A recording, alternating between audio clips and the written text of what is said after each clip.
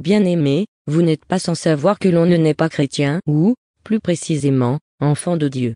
Nous sommes tous des créatures de Dieu, mais nous ne devenons des enfants de Dieu que si nous acceptons Jésus-Christ comme Seigneur et Sauveur personnel.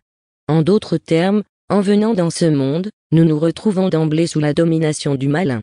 C'est la raison pour laquelle bon nombre d'entre nous sont malades et quand au reste, rien ne marche dans leur vie.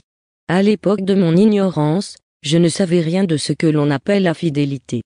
Vous savez déjà, comme je vous l'ai dit plus haut, que l'arme première du diable c'est de s'attaquer aux manies sexuelles d'une personne, et je vous parle du côté physique. Cette entreprise sera accompagnée, dans le monde spirituel, par des copulations répétées, de nuit, et dont la conséquence sera la stérilité. En effet, le diable détruit nos vies par la stérilité. Il est conscient que d'une manière générale chez les Africains les enfants constituent la richesse du couple. La plupart des Africains par exemple ne se marient pas par amour pour leurs femmes, ils le font pour les enfants que ces dernières va leur donner. Une fois avoir réussi à franchir ces portes pour entrer dans vos vies, c'est-à-dire le manque d'amour et l'infidélité, le diable est sûr d'avoir détruit toutes vos chances d'être heureux en ménage. De mon plein gré, j'avais épousé un homme plus âgé que moi, il avait même l'âge de mon père. Pourquoi ce choix? Eh bien, parce que je n'avais simplement pas eu à connaître l'amour d'un père, le mien étant polygame et ma mère, en tant que première épouse, ainsi que ses enfants, ayant perdu toute valeur à ses yeux du jour où il avait commencé à prendre d'autres épouses.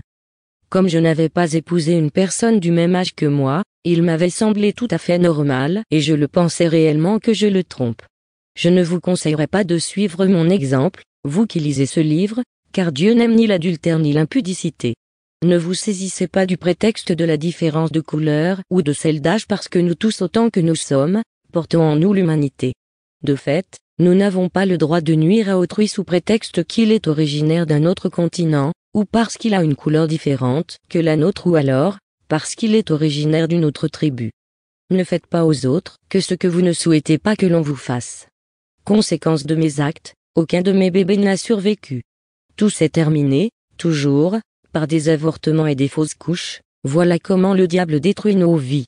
Certes, dans ma famille, certaines de mes tantes avaient, elles aussi, souffert d'un problème de stérilité. Mais on a eu beau retourner le problème dans un sens ou dans un autre, on constatera que le diable était à la manœuvre. Certains chefs de famille, à cause des alliances qu'ils feront par pur appât du gain, de la puissance ou de la notoriété, seraient prêts à donner en sacrifice les entrailles des femmes de leur famille ou les cervelles des enfants, voire même des vies autour d'eux. Mais de façon générale, le résultat est là, on souffre toujours, et énormément, face à ce genre de traumatisme et on a tendance à oublier nos actes ou les actes de nos proches. On aura plutôt tendance à accuser Dieu de ne nous avoir pas donné d'enfants. Sachez, bien-aimés, que Dieu ne conçoit les relations sexuelles que dans le cadre du mariage. Il aimerait que nous soyons vierges au moment du mariage. Mais si comme Sarah ou Rebecca, vous souffrez de stérilité alors que vous n'avez rien fait qui soit répréhensible aux yeux de Dieu, restez persuadés que Dieu a un plan pour vous, et ce n'est qu'une question de temps pour que votre joie soit parfaite.